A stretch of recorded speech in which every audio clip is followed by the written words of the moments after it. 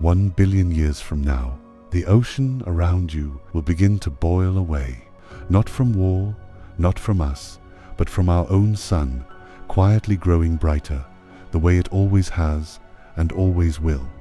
Mars cannot save us. Titan cannot save us. Every other world in this solar system fails for its own separate reason, and long before our star does anything dramatic, Earth simply runs out of room to hold its water. So where does humanity go next? Not to Proxima Centauri, our nearest neighboring star, despite it sitting only 4 light years away. The evidence increasingly points somewhere 10 times farther, toward a small, ancient, red star circled by 7 worlds. Tonight, we ask why the nearest door might be the wrong one to walk through. If tonight's question about where we all might end up someday gave you something quiet to sit with, consider liking this video and subscribing, simply so more evenings like this one can find you. Settle in, get comfortable. In 3, 2, 1, liftoff.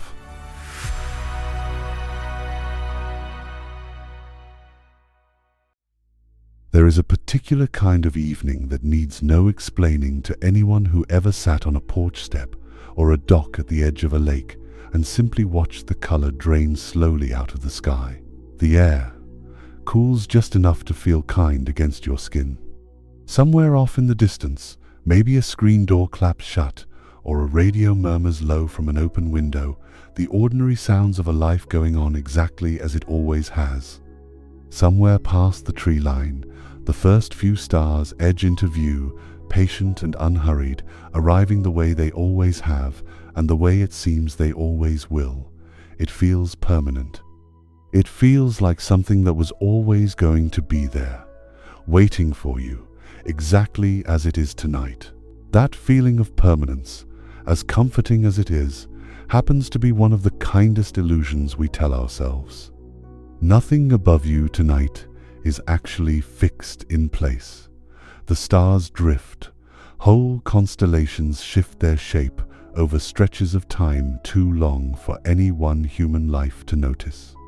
And the ocean beneath your feet, the very air moving in and out of your chest right now, both of those carry an expiration date as well, one that can be calculated with real precision using nothing stranger than the same physics that makes a filament glow warm inside an old reading lamp. That expiration date belongs to our own sun, and it is closer, in cosmic terms, than most people ever stop to consider.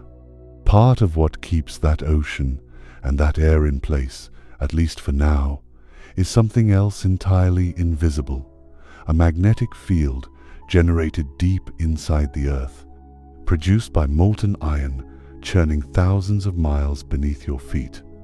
That field reaches far out into space, deflecting the steady stream of charged particles the sun throws off constantly, and on the rare occasions when a particularly large burst does get through, near the poles, it lights up the sky in slow curtains of green and violet light, the aurora that campers and fishermen far enough north have been lucky enough to catch by chance for as long as people have kept watch on a night sky at all.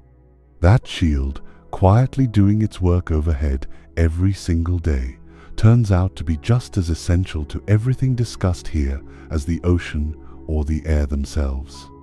Our sun is not a flame, the way a campfire is, burning through fuel and slowly dying down. It is closer to a very patient furnace, fusing hydrogen into helium deep in its core, and as it does, it very gradually grows brighter. Our sun has already been doing this quietly for about 4.5 billion years, roughly the same age as the Earth circling it, and by the standards of stars, it is only about midway through a life that should stretch on for something like 10 billion years in total. Being midway through its life does not mean it is standing still, though. Not by much, and not quickly, but the increase in its output is steady, and it does not stop. Scientists who study the long-term evolution of stars like our own have calculated that within about 1 billion years from today, our sun will be producing roughly 10% more energy than it does right now. 10% might not sound like very much. It is not a figure that would concern anyone checking tomorrow's forecast. But stretched out across an entire planet over that kind of span, 10% is the difference between the world you know and someplace almost unrecognizable. Understanding exactly how a star like ours changes over such vast stretches of time took the 20th century's astronomers decades of patient work. Comparing our sun against thousands of similar stars scattered across the galaxy, some younger, some older, each one offering a snapshot of a different chapter in the same basic story. Piece those snapshots together in the right order, and you get something remarkably close to a home movie of our own sun's entire life, stretched across billions of years instead of a single afternoon. Right now, high above your head, there is an invisible barrier that keeps our oceans exactly where they belong. Water vapor rises off the surface, climbs into the sky, and eventually cools enough to turn back into rain or snow long before it ever reaches the outer edges of the atmosphere. Think of it as an unseen ceiling. Somewhere up past the clouds you can actually see, one that has quietly turned back every rising wisp of water vapor for as long as there have been oceans on this planet to protect. Scientists call it a cold trap, and it has done its patient, invisible work for roughly as long as life itself has existed here. Once our sun crosses that 10% threshold, sometime around 1 billion years from now, this quiet arrangement starts to break down. The added warmth pushes more water vapor higher into the sky than the cold trap can handle. For the first time, meaningful amounts of water vapor drift up past the point where they should have turned back, rising into the highest layers of the atmosphere, the same thin layers where sunlight is strong enough to tear a water molecule apart entirely. When that happens, the lightest piece left over, plain hydrogen, is simply too light to be held down. It drifts upward and away, out past the atmosphere entirely, lost to space, the same way steam disappears off a pot, left too long on a stove. Bit by bit, molecule by molecule, this is how an ocean actually ends. Not in one dramatic afternoon, but through a process so slow that it becomes invisible even while it is happening. Beaches would not vanish overnight. Coastlines would creep outward year after year, so gradually that no single generation would ever notice the shoreline had moved at all. The way a clock's hour hand never seems to move even while it steadily, relentlessly does. Climate scientists who model this process estimate that Earth's oceans could be substantially gone within somewhere between 1 billion and 1.5 billion years from now, once that threshold is crossed. The surface temperature by that point would sit at roughly 116 degrees Fahrenheit on average, warm enough that liquid water simply cannot hold on the way it does today. None of this comes from guesswork or from any single alarming study. Researchers run this problem through climate models originally built to understand Earth's own ancient past, the same kinds of models that track ice ages, volcanic winters, and the slow rhythms of the planet's history, then push those models forward instead of backward. And when several independent research groups, working from different starting assumptions, keep arriving at roughly the same billion-year window, that kind of agreement is exactly what turns a hypothesis into something closer to settled science. There is also a second, more direct kind of check, one hanging in plain sight in our own evening sky. Venus, nearly identical to Earth in size, is thought to have suffered through exactly this kind of runaway process already, likely billions of years in its own past. Today, its surface sits at roughly 860 degrees Fahrenheit, hot enough to melt lead lying flat on the ground, buried beneath clouds of sulfuric acid, and crushed under an atmosphere 90 times heavier than our own. During the 1970s and 1980s, the Soviet Union actually managed to land a series of spacecraft called the Venera probes directly on that surface. Every single one was crushed, melted, or otherwise destroyed within about 2 hours at most, some within mere minutes, after transmitting a small handful of grainy, sepia-toned photographs back to Earth, the only pictures ever taken from the ground of another planet's surface anywhere in the solar system besides our own and Mars. Venus is not a different kind of world than Earth. Venus is very possibly a preview.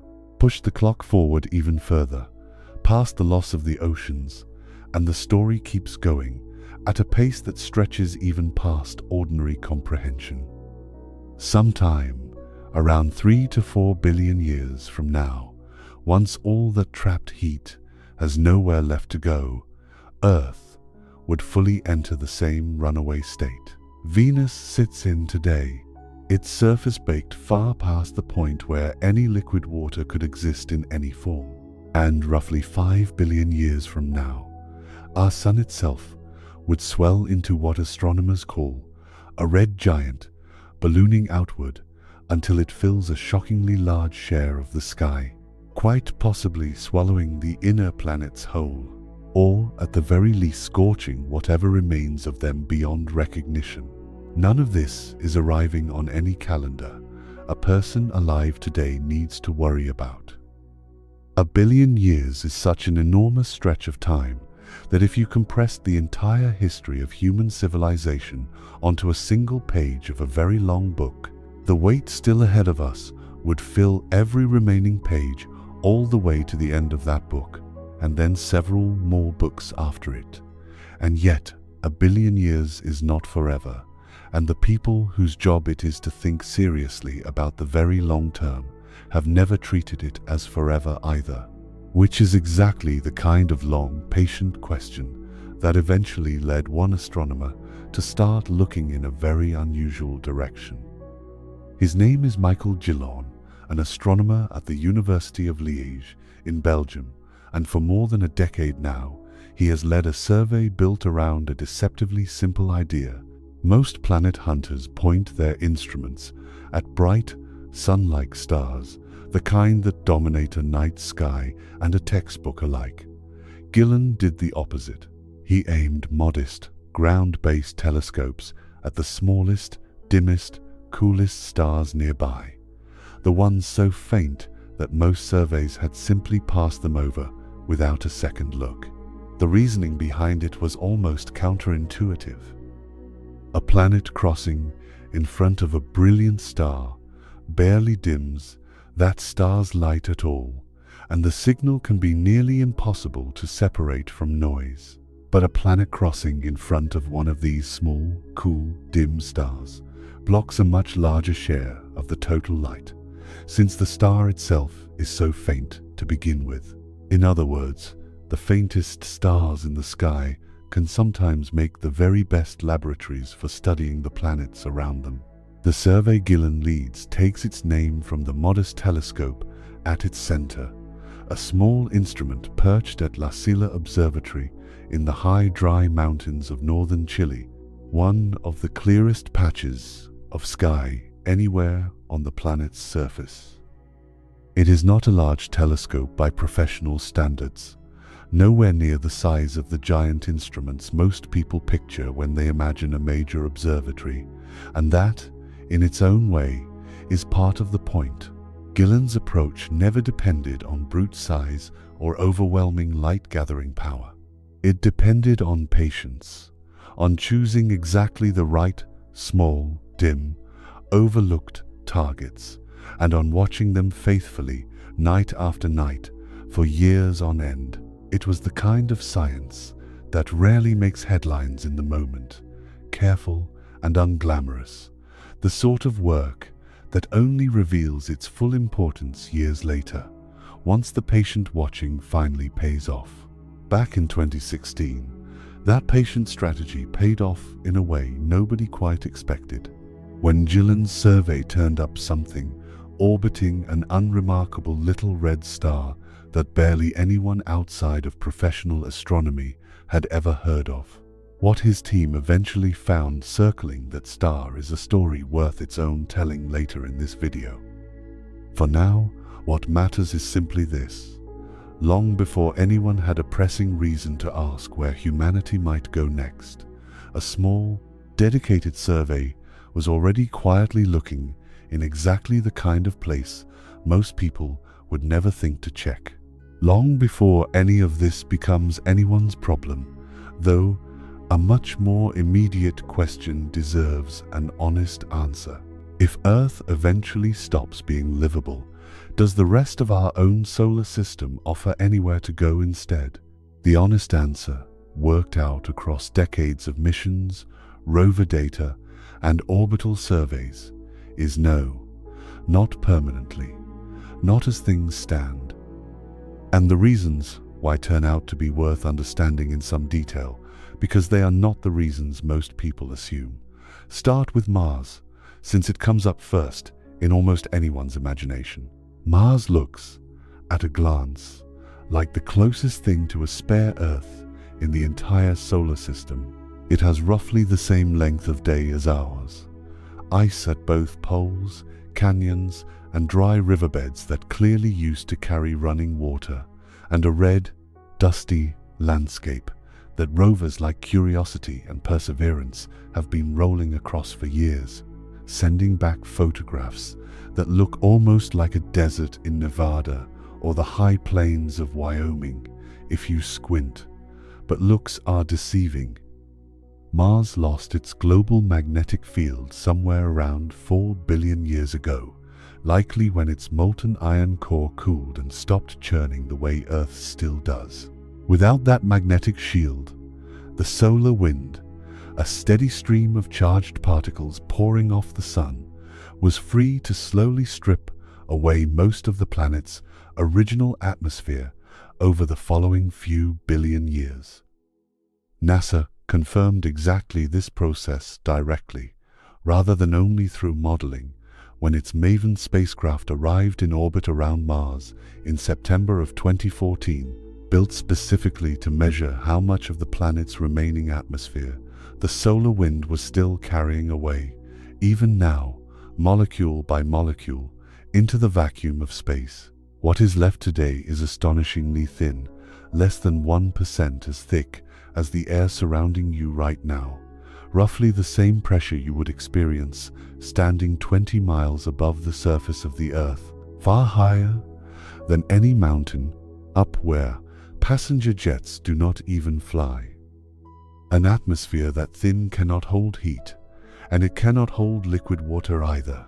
Any water sitting exposed on the Martian surface today would either freeze solid or boil away almost instantly, sometimes doing both within the same hour, depending on the temperature and the thin, shifting air pressure at that exact spot.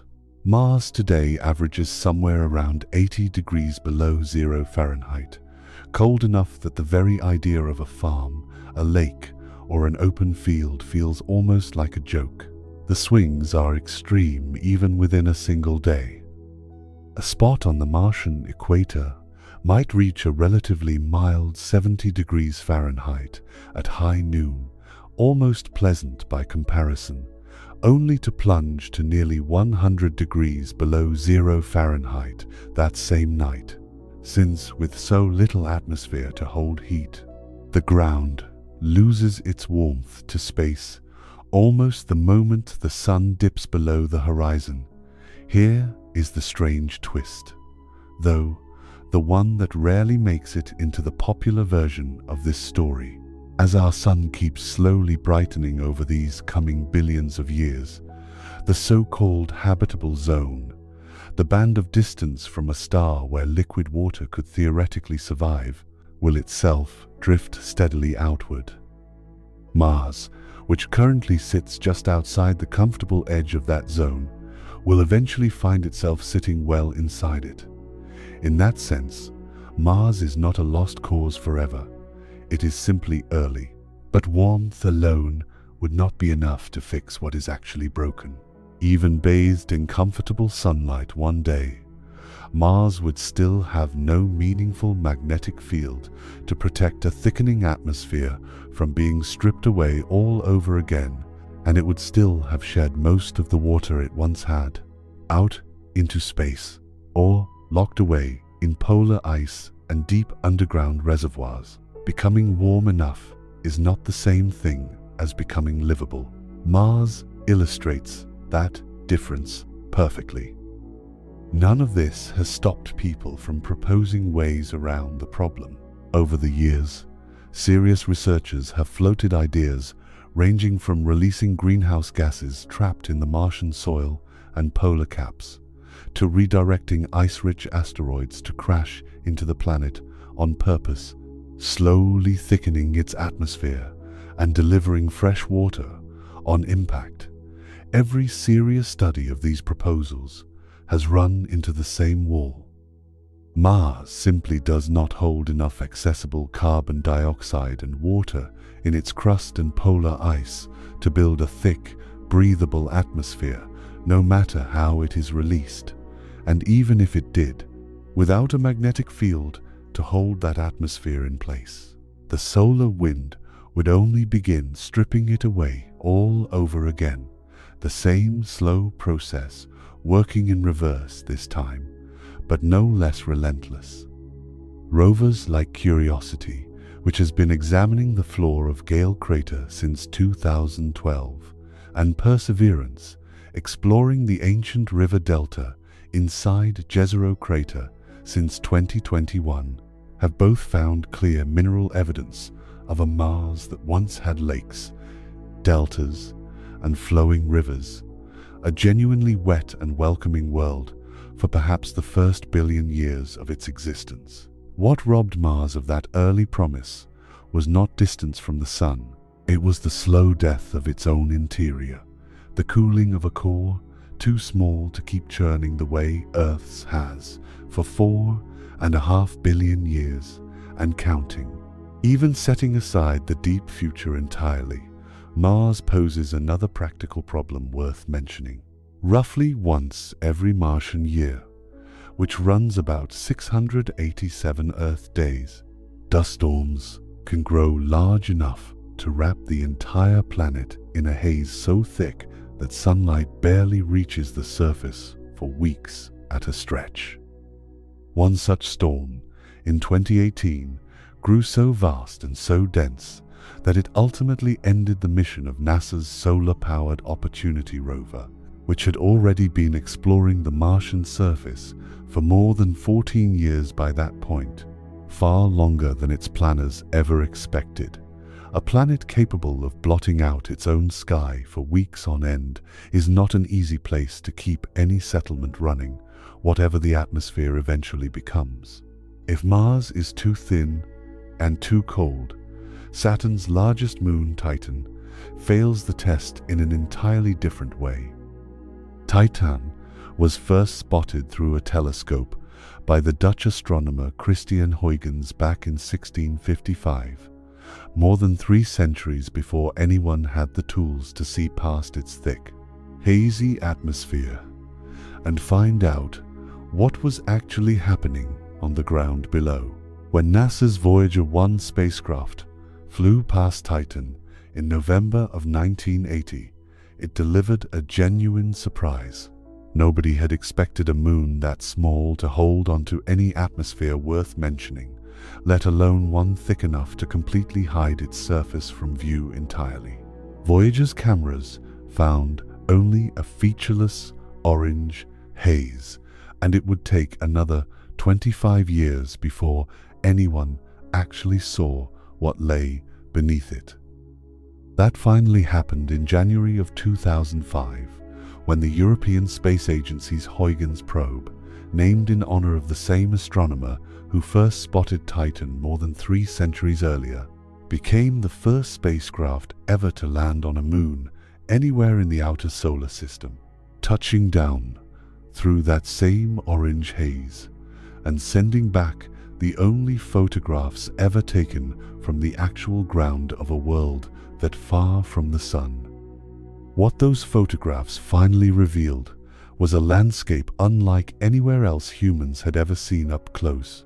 Dark dunes of frozen hydrocarbon sand, a hazy orange sky thick with nitrogen, and scattered lakes and rivers, not of water, but of liquid methane and ethane, chemicals that stay in liquid form. They're only because the temperature never rises anywhere close to comfortable. There is something else about Titan worth sitting with for a moment, something the Cassini spacecraft revealed during its many years orbiting Saturn before the mission deliberately ended in 2017. Titan turns out to have its own complete weather cycle, remarkably similar in structure to Earth's, just built from entirely different ingredients. Methane rains down from thick, hazy clouds. It collects into rivers that carve real channels into the landscape, the same way water does here. Those rivers feed lakes and even small seas, some the size of the Great Lakes back home, and given enough time, that liquid methane evaporates back into the atmosphere, only to condense again and repeat the entire cycle. It is, in a strange way, one of the most Earth-like processes found anywhere else in the solar system, water's whole job being performed instead by a chemical that stays liquid only because everything on Titan sits so far from the sun's warmth, roughly 10 times farther out than Earth does today. Even after our own sun brightens by that 10%, a billion years from now, Titan would barely notice the difference. It sits far enough away that even a meaningfully brighter sun would still leave it locked in that same deep, distant cold, at least for a very long while yet. And it truly is cold. Titan's average surface temperature sits at roughly 290 degrees below 0 Fahrenheit, colder than anywhere ever recorded on Earth, including the deep interior of Antarctica, where temperatures have dropped to nearly negative 130 degrees Fahrenheit, and scientists still consider that almost unbearably extreme. Nitrogen actually makes up most of Titan's atmosphere, much like Earth's own air, and the overall atmospheric pressure at its surface is even a bit thicker than what we breathe here at home. But thickness and warmth are not the same thing, and neither is nitrogen the same as oxygen. There is no free oxygen to speak of on Titan, no liquid water anywhere on or near the surface, and temperatures cold enough that turning it into anything resembling a livable second Earth would require rebuilding its chemistry, its temperature, and its entire atmosphere completely from scratch, a feat far beyond anything current or foreseeable technology could achieve. Titan's peculiar chemistry does matter for a different reason, one worth mentioning briefly. Many researchers study its thick, hazy atmosphere as a working laboratory for the kind of complex carbon-based chemistry that may have been brewing on the very early Earth, long before life ever appeared here. In that sense, Titan is less a candidate for our next home and more a time capsule, a working model of ingredients rather than a finished, livable world. Farther out, at Jupiter and Saturn, a handful of icy moons hide something genuinely tempting: liquid water oceans, kept from freezing solid by the gravitational squeezing and flexing of their much larger planets. Europa, orbiting Jupiter, and Enceladus, orbiting Saturn, both appear to hold oceans of liquid water beneath miles of solid ice at their surface. Enceladus offers one particularly striking piece of evidence for that hidden ocean. In 2005, the Cassini spacecraft flew directly through towering geysers of water vapor and ice erupting from cracks near the moon's south pole, plumes so vigorous they help feed one of Saturn's fainter outer rings. Scientists got to taste, in a chemical sense, an alien ocean without ever having to drill through a single inch of ice. And what they found included salts and organic molecules, the kind of ingredients life, as we know it, depends on. It is a remarkable discovery, and quite possibly the most promising sign of habitability, in the microbial sense, anywhere else in our solar system. But a microbial habitat, sealed under miles of ice, in permanent darkness, is an entirely different proposition than a home for a civilization that needs open sky, sunlight, and room to grow its own food.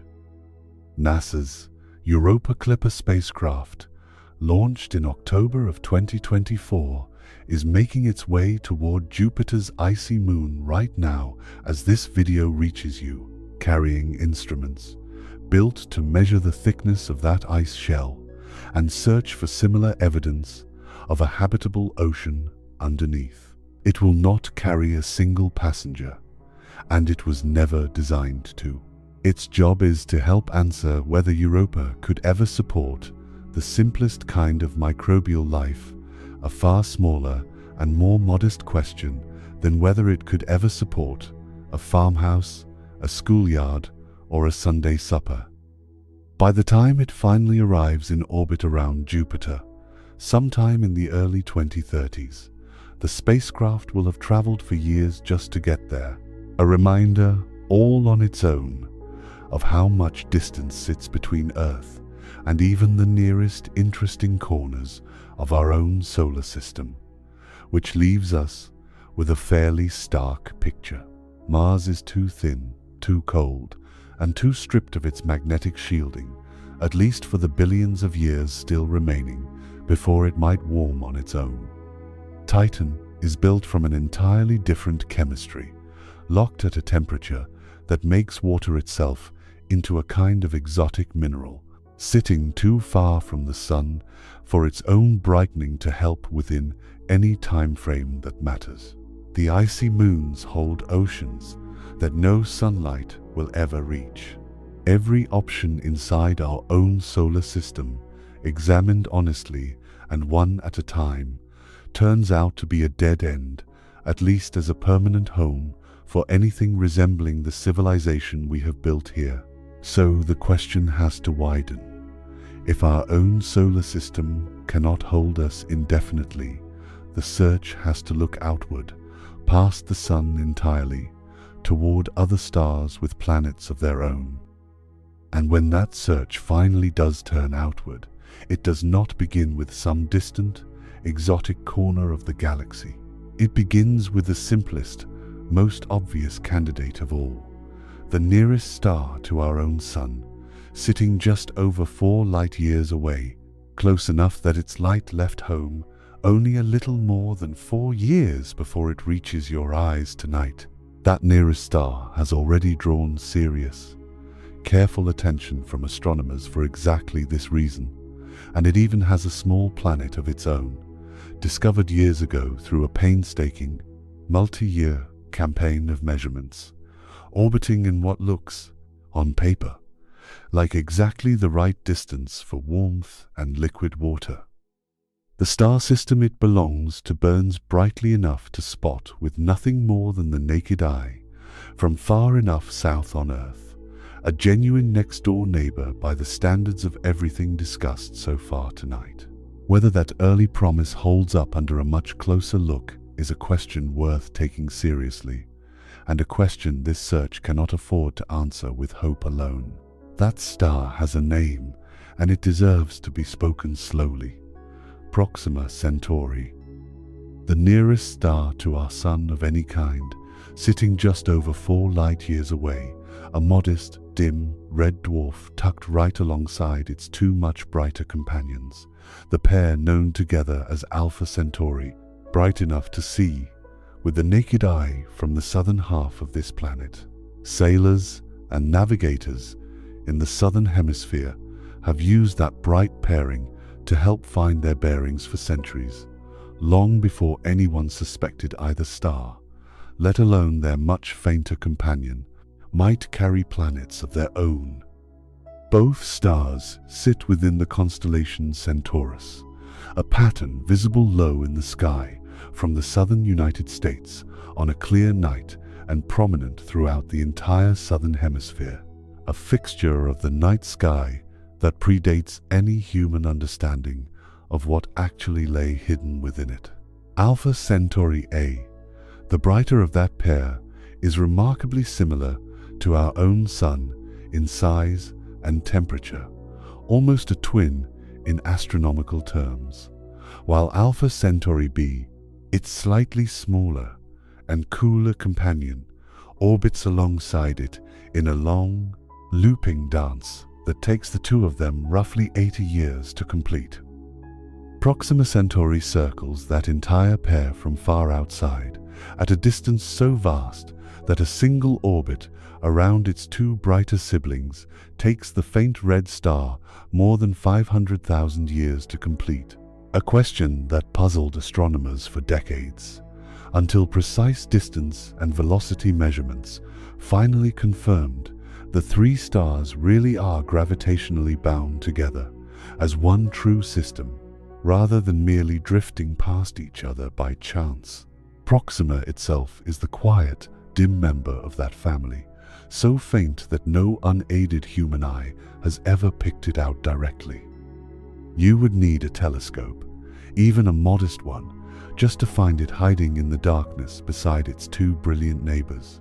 It took surprisingly long for anyone to notice Proxima at all, let alone recognize it as our nearest neighbor. A Scottish astronomer named Robert Innes, working from the Union Observatory in Johannesburg, South Africa, had already spent decades cataloguing double stars and searching southern skies that European observatories, clustered mostly in the northern hemisphere, had always struggled to see clearly. In 1915, he identified this faint little star and measured its distance carefully enough to realize something remarkable. This dim, unremarkable point of light sat closer to us than any other star in the heavens, closer even than its own two brilliant companions. He gave it the name it still carries today, Proxima, the Latin word for nearest. For more than a century since, it has held that title without challenge, a quiet next-door neighbor sitting in plain sight the whole time, simply too faint for anyone to have noticed sooner. For decades after Innes made his discovery, Proxima Centauri remained little more than a curiosity, a dim red dot noted mostly for its record-holding proximity rather than for anything orbiting it. Faint hints of something unusual in the star's behavior turned up as early as 2013, tiny irregularities in its light that could not be fully explained by ordinary flares or the star's own rotation. But the evidence at that point was far too weak to call it anything more than a curiosity worth revisiting. That changed on the 24th day of August in 2016, when a team of more than 30 scientists from around the world, led by an astronomer named Guillaume Anglada-Escud at Queen Mary University of London, announced they had found something orbiting that faint red star after all. The method they used was patient and indirect, nothing at all like watching a planet cross in front of its star. Instead, Anglada-Escud and his colleagues watched Proxima Centauri itself, looking for the tiniest of wobbles in its position, a gentle back-and-forth tug caused by the gravity of something small and unseen circling it. Picture a much heavier dance partner, swaying just slightly, almost imperceptibly, in response to a much lighter partner spinning around them. That faint sway is exactly what a hidden planet leaves behind, and detecting it requires measuring the star's motion down to a matter of a few feet each second, an almost unbelievable degree of precision for something so many trillions of miles away. The instrument doing the actual listening was called HARPS, short for High Accuracy Radial Velocity Planet Searcher, mounted on a 3.5-meter telescope at that same observatory in Chile. HARPS works by splitting starlight into its full rainbow of component colors and watching for the tiniest shifts in exactly where each dark absorption line sits within that rainbow. Shifts caused by the star moving very slightly toward or away from Earth as an unseen planet tugs on it. The instrument can detect motions as small as about 1 meter per second, walking pace, essentially, measured across a star, trillions of miles away. That kind of precision took engineers the better part of 2 decades to achieve, refining mirrors, detectors, and calibration methods year after year until a wobble that gentle finally became detectable at all. Anglada Escud called his effort the Pale Red Dot Campaign, and he ran it partly in public view, sharing updates with anyone curious enough to follow along as the observations accumulated night after night at that same telescope in Chile, the same high, dry mountains that would later prove so valuable to other patient sky surveys. The signal, once the team finally trusted it, revealed a planet a little heavier than our own Earth, circling Proxima Centauri once every 11 days, sitting so close to its star that its whole year passes in less time than a single month back home. The excitement the discovery generated was almost impossible to overstate at the time. By that point, astronomers had already confirmed several thousand planets orbiting other stars, mostly using space telescopes like Kepler, which stared at distant patches of sky for years, watching for the telltale dimming of a transiting world. But those confirmed planets almost always circled stars hundreds or thousands of light years away, far too faint and far too distant for any realistic hope of studying their atmospheres directly. Even with the best instruments available, a potentially habitable world circling the very nearest star changed the entire calculation. Proxima b, as the new world came to be called, was not simply the nearest exoplanet ever found. It was sitting inside its star's habitable zone, the narrow band of distance where temperatures could, in theory, allow liquid water to exist on a rocky surface. If any planet beyond our own solar system was ever going to be examined closely enough to settle real questions about its atmosphere and its climate, Proxima b seemed, for a moment, like the best possible candidate anyone could have hoped for. Habitable zones are not fixed distances the way a house address is fixed on a street. They shift depending entirely on how bright and how hot the star itself happens to be. Our own sun, being a fairly bright, fairly hot star, pushes its habitable zone out to roughly the distance separating Earth from the sun, give or take a stretch either side. A dim, cool star like Proxima Centauri, producing only a tiny fraction of our sun's total light, has to squeeze its own habitable zone in dramatically closer, tucking it in tight around the star, the way a small campfire only keeps you warm if you sit close beside it, rather than across the yard. That is precisely why Proxima b, despite orbiting its star every 11 days rather than every 365, can still sit inside a genuine habitable zone. The zone itself simply moved inward to match its much dimmer, cooler star. Despite sitting so close to its star, Proxima b actually receives a bit less overall warmth from its dim red sun than Earth receives from ours, roughly 2/3 as much sunlight in total, which is part of why the numbers work out to a habitable temperature range in the first place, despite the two worlds sitting at such wildly different distances from their respective stars. To picture just how close Proxima b actually orbits its star, consider Mercury, the innermost planet in our own solar system, scorched and airless from sitting so near the sun. Proxima b circles its star at only about 1/8 of the distance separating Mercury from ours. At a gap that tight, a planet is almost certainly locked in place, the way our own moon is locked to the Earth. One face permanently turned toward its star in endless daylight, the other permanently turned away in endless night, never once rotating freely the way our own planet does every 24 hours.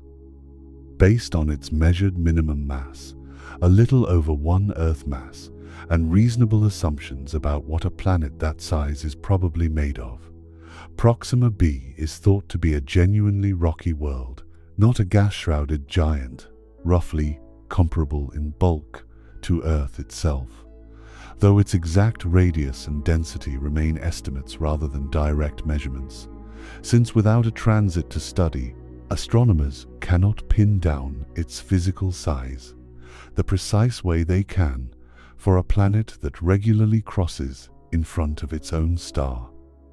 A permanently locked world like that would experience something no place on Earth ever truly has.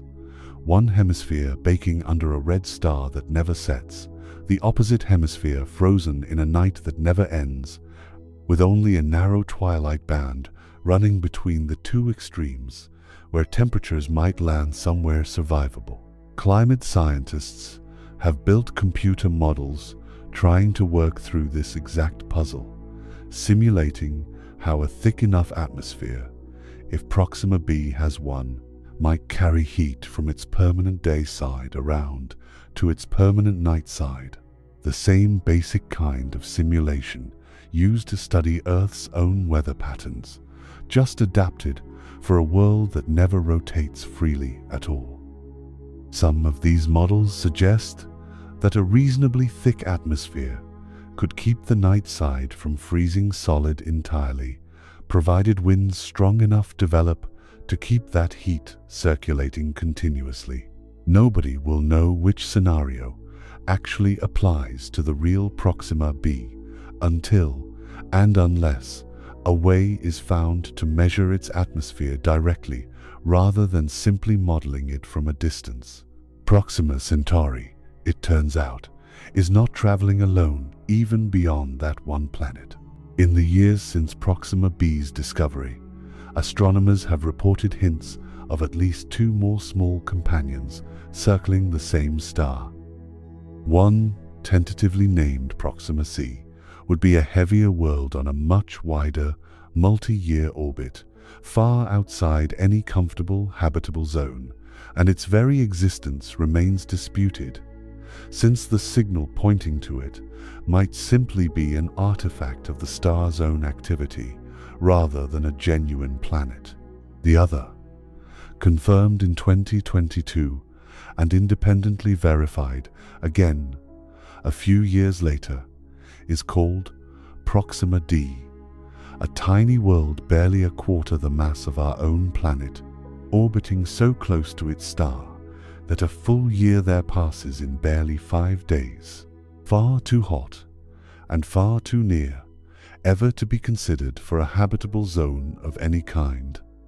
Whatever else circles Proxima Centauri, Proxima b remains the one genuine candidate, the only world in that family sitting anywhere close to the right temperature for liquid water. Here, though, is where the story turns considerably less comforting. Before going further, it helps to understand just how ordinary a star like Proxima Centauri actually is, at least in one important sense.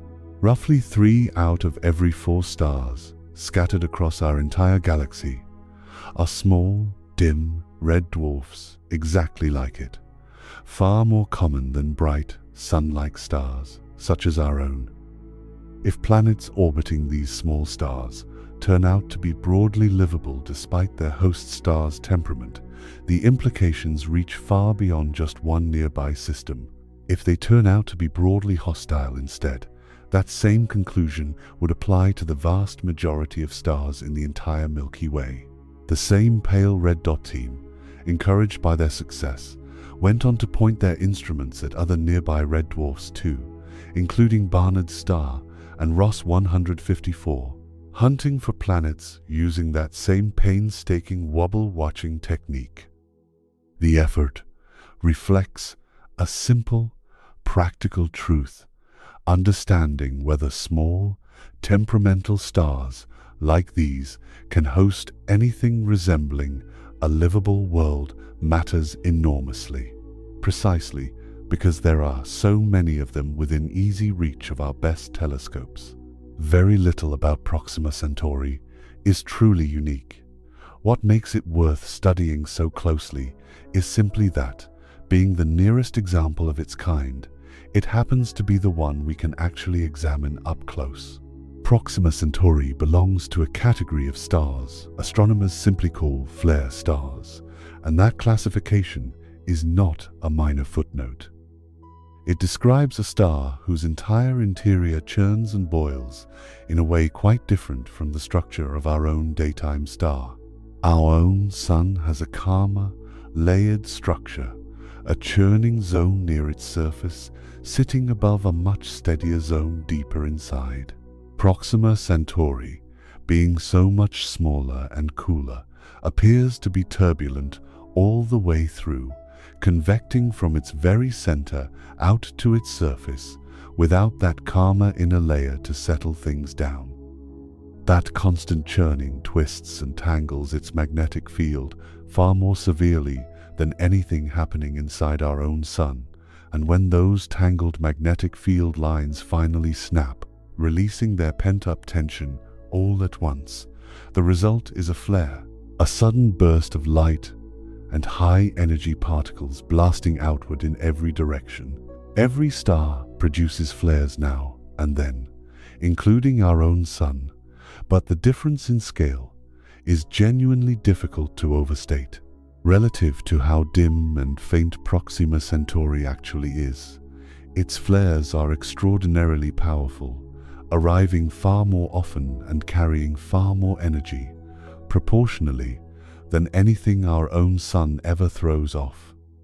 Picture standing in a quiet, familiar room where, every so often, without warning, an enormous flashbulb goes off inches from your face, again and again, for billions of years running. That is something close to what Proxima b experiences, orbiting so close to a star that behaves this way. Just how powerful these outbursts can get was demonstrated dramatically in observations reported by researchers in 2018, when a network of small, automated telescopes, called Everiscope, caught Proxima Centauri erupting in one of the largest flares ever recorded from the star, an outburst that briefly made it shine roughly 68 times brighter than its normal quiet glow. For a few brief minutes, a real, otherwise faint, unremarkable red dot became, however briefly, one of the more energetic points of light in that entire patch of sky, before fading back down to its usual dim self as if nothing had happened at all. Long before that, X-ray observatories orbiting high above Earth's atmosphere had already caught the star misbehaving in dramatic fashion. Space telescopes, including NASA's Chandra X-ray Observatory and the European Space Agency's XM-Star Newton, have both recorded flares from Proxima Centauri releasing more energy in X-rays alone than the star's ordinary output across its entire visible surface combined. Measured this way, across every wavelength worth checking, Proxima Centauri turns out to be one of the most consistently active nearby stars scientists have ever studied, a small star that rarely, if ever, sits entirely still. NASA researchers decided to test exactly what this kind of environment would do to an atmosphere like our own, rather than simply guessing. In a study published in 2017, a team led by heliophysicist Cristina Garcia Sage modeled what would happen if you could somehow lift the Earth itself, atmosphere and all, out of its comfortable orbit around our own sun and set it down, instead, at Proxima b's distance from its own, far more temperamental star, The results were sobering. At that distance, Proxima Centauri bathes a planet in extreme ultraviolet radiation, running hundreds of times stronger than what Earth receives from our own sun, energy more than capable of prying apart the lightest gases in an atmosphere and letting them drift off into space. According to the model, an Earth-like atmosphere sitting at Proxima B's orbit would be stripped away roughly 10,000 times faster than what actually happens to our own atmosphere here at home. 10,000 times is not a modest difference. It is closer to comparing a single grain of sand slipping loose from a beach each year to an entire dune vanishing within a single season. The model specifically tracked oxygen and other heavier ions getting swept away by the stream of charged particles pouring off the star, a process called ion pickup. The same basic mechanism scientists suspect helped strip much of Mars's own atmosphere away over billions of years, discussed earlier in this video, though acting here at a dramatically accelerated pace given how much closer and how much more temperamental this particular star happens to be. The particles themselves do their damage in more than one way. High-energy ultraviolet and X-ray light heats the uppermost layer of an atmosphere directly, causing it to puff outward and thin, some of its lightest molecules drifting off into space almost the moment they reach the outer edge. Meanwhile, the charged particles riding along with each flare interact with the atmosphere's own electric and magnetic structure, in some cases dragging heavier ions like oxygen and nitrogen along with them as they stream past.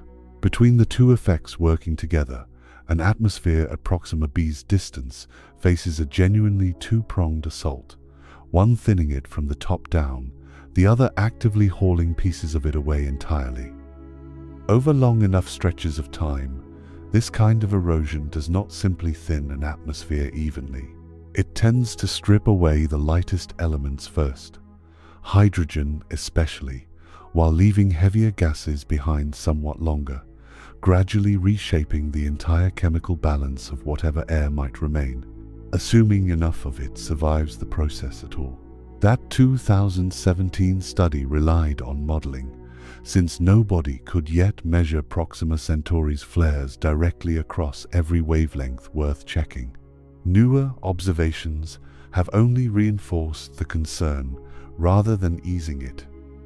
In 2025, a team of astronomers led by Kiana Burton of the University of Colorado and Meredith McGregor of Johns Hopkins University spent roughly 50 hours studying Proxima Centauri using the Atacama Large Millimeter Array, a network of enormous radio dishes spread across the high desert of northern Chile, not far at all from the same mountains where Proxima b itself was first discovered. The Atacama Array itself is a striking sight in its own right, dozens of enormous white radio dishes spread out across a high desert plain more than 16,000 feet above sea level, working together as a single, enormous ear tuned to wavelengths far too long for any human eye to see, yet perfectly suited to catching the faint radio whispers a flaring star gives off. Watching the star at these longer, previously under-examined wavelengths, the team recorded 463 separate flares, some releasing as much energy as 10 to the 27th power ergs, a unit so small on paper that hearing its size in isolation hides just how enormous a number that actually is. The single brightest flare they caught briefly outshone the star's ordinary glow by roughly 1,000 times over, at exactly this overlooked range of wavelengths nobody had carefully measured before. What troubled the research team most was not simply that the flares were powerful, but how common the smaller ones turned out to be, following a pattern that climbed more steeply than anything measured previously in visible light or in X-rays. If that same steep pattern holds at the even higher energy wavelengths that matter most for stripping an atmosphere, then the true cumulative dose of radiation battering any planet at Proxima B's distance may be considerably worse than earlier estimates ever suggested. As Meredith McGregor put it plainly, when the results were released, our own sun's activity does not strip Earth's atmosphere away. Instead, it produces the gentle, beautiful curtains of aurora described earlier in this video, precisely because our planet carries a thick atmosphere and a strong magnetic shield to absorb the blow. Proxima Centauri's flares, she noted, are simply far more powerful, and Proxima Centauri is already known to carry at least one rocky world sitting squarely in its habitable zone. That comparison cuts to the very center of the whole question. Whether Proxima B could still hold onto a livable atmosphere, despite everything working against it, comes down almost entirely to whether the planet itself carries a magnetic field strong enough to do for it what our own field so reliably does for us. Some researchers remain genuinely hopeful on this front. One veteran planetary scientist, Gibor Basri of the University of California, Berkeley, has argued for years that nobody has yet found a genuine showstopper ruling out habitability here entirely, so long as the planet's interior keeps churning enough to generate a shield of its own. Even a tidally locked world, he and others point out, can keep its interior moving so long as radioactive decay and gravitational flexing from its star keep enough heat circulating deep underground. The same basic engine that keeps Earth's own magnetic field alive today. Other researchers remain considerably more cautious, pointing out that a world locked so tightly to its star, absorbing radiation at such staggering levels for billions of years running, faces a genuinely difficult road toward keeping any atmosphere intact, shielded or not. The stakes of settling this question reach well beyond just one nearby world. If a tidally locked, radiation-battered planet like Proxima b turns out to have somehow kept enough of an atmosphere to remain livable, that alone would reshape how confidently astronomers can extend hope to the enormous number of similar rocky worlds thought to circle red dwarfs throughout the galaxy.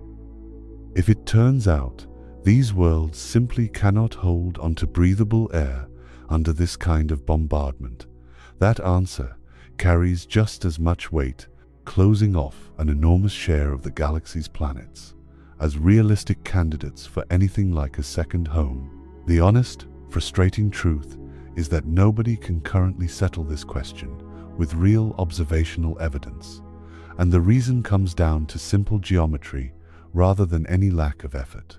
When astronomers view Proxima Centauri from Earth, Proxima b does not pass directly between its star and our line of sight the way the most useful planets for atmospheric study need to. Multiple careful searches, some running for more than a decade using several different telescopes, have all failed to catch a single confirmed transit. A Canadian space telescope called MOST watched the star for weeks at a stretch back in 2014 and 2015 without finding a convincing signal. NASA's own Spitzer Space Telescope spent more than 2 full days staring at Proxima Centauri without interruption in November of 2016, hunting for the same thing and coming up empty. Even NASA's newer planet hunting satellite, TESS, built specifically to catch exactly this kind of event, examined the star closely years later and could only rule out a transit for anything larger than a small fraction of Earth's own size. Proxima b, whatever else it turns out to be, simply does not cross in front of its star from our particular vantage point out here. That single fact separates Proxima b from everything discussed later in this video far more sharply than distance ever could. A planet you cannot watch cross in front of its own star, is a planet whose atmosphere you are largely reduced to guessing about, no matter how powerful your telescope happens to be. Every model of atmospheric stripping, every flare measurement, every argument about magnetic shielding remains just that, a model, an estimate, a reasoned guess built from indirect evidence rather than a direct reading taken from the planet itself. Some researchers have proposed a different, more indirect way forward. Rather than waiting for a transit that may never come, a sufficiently advanced telescope might eventually be able to directly image Proxima b, separating its faint reflected light from its much brighter star, well enough to tease out clues about its atmosphere that way instead. Instruments capable of that kind of direct imaging are only now beginning to come online, including the European Southern Observatory's extremely large telescope, currently under construction in the mountains of Chile, with a mirror more than 100 feet across, a giant that dwarfs anything used to search for planets during the era of Proxima b's original discovery. Whether even those new giants will be powerful enough to pull off such a delicate measurement so close to an overwhelmingly brighter star remains to be seen. None of this uncertainty has stopped serious engineers from dreaming about Proxima Centauri specifically, precisely because of how close it sits. A privately funded research effort called Breakthrough Starshot, announced in 2016 and still quietly continuing today, has proposed launching a fleet of postage stamp-sized probes, each pushed to a meaningful fraction of the speed of light by a bank of powerful ground-based lasers aimed directly at this one system. No other star in the sky has drawn that particular kind of serious engineering attention, and the reason has never been the promise of its planet. It has always simply been the distance. So, the nearest possible answer to humanity's oldest question about where else we might belong turns out to be considerably murkier than its short distance first suggested. Proxima b sits close enough that its light needs barely more than 4 years to reach us, a genuine neighbor by any cosmic measure, backed by real telescopes, real research campaigns, and even real spacecraft designs built specifically with it in mind. And yet, it orbits a star so restless, so given to violent outbursts, that serious researchers remain divided over whether anything like a breathable atmosphere could possibly survive there at all. The nearest door, it turns out, may not be the safest one to walk through, which raises an obvious, uncomfortable question.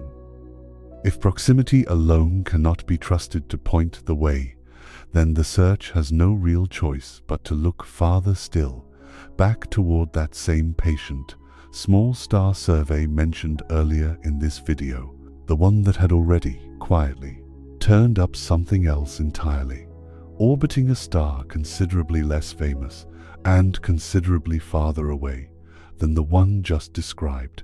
That other star finally has a name too, and it carries the fingerprints of the very survey that found it right there in its title. TRAPPIST-1, named for the small, unassuming telescope that first caught its planets crossing its face, an instrument built to hunt for exactly this kind of quiet, overlooked target.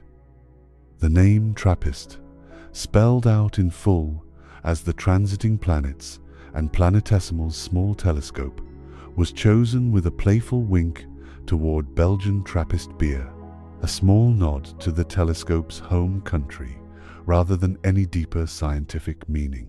And in a detail almost too fitting to invent, that telescope sits in the very same stretch of Chilean mountains as the observatory that later helped confirm the planet orbiting our nearest neighboring star. Two entirely different searches, using two entirely different methods, both drawn to that same clear, dark, high-altitude sky. The telescope responsible for the initial find is a modest, robotic instrument with a mirror barely 2 feet across, dwarfed by nearly every other research telescope in professional use. It was never designed to compete with giant observatories on raw power. Instead, it was built to watch a carefully chosen list of small, dim, easily overlooked stars, night after night, patiently waiting for the tiny, repeating dip in brightness that would reveal a planet crossing in front of one of them. A twin telescope, added later in Morocco, to keep watch whenever Chilean skies clouded over or daylight arrived, worked alongside it, and together the two instruments logged the observations that eventually revealed all 7 of these remarkable worlds. Where Proxima Centauri is merely dim, TRAPPIST-1 is dimmer still, a true ultra-cool dwarf star sitting at the very bottom edge of what astronomers are even willing to call a star at all, rather than something closer to an overgrown planet like Jupiter. To put its size in perspective, TRAPPIST-1 is barely larger than Jupiter itself, despite carrying dozens of times more mass packed into that similar-looking sphere. It carries roughly 9% of our own sun's mass and shines with a dull, deep red glow you could never spot without a telescope, sitting roughly 40 light-years away in the constellation Aquarius, 10 times farther from Earth than the star discussed earlier in this video.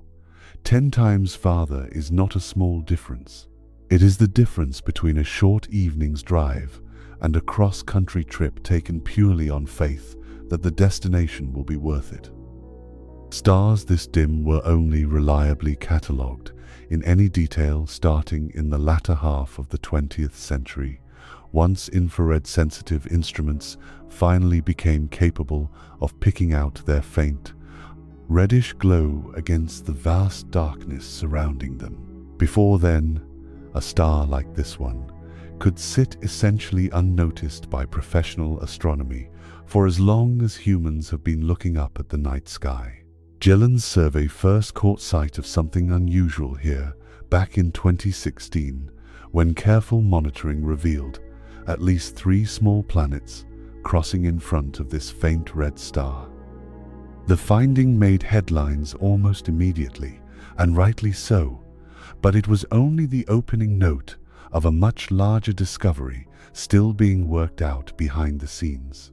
The following year, in February of 2017, Gillen and his colleagues announced the full picture, published in the journal Nature.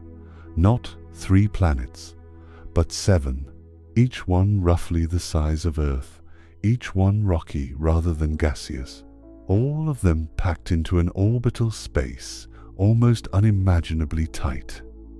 By the time the full 7-planet system was confirmed, astronomers had already catalogued thousands of planets orbiting other stars, but multi-planet systems with more than 4 or 5 confirmed worlds remained genuinely rare, and a system with 7 confirmed rocky planets, all close to Earth's own size, stood entirely alone.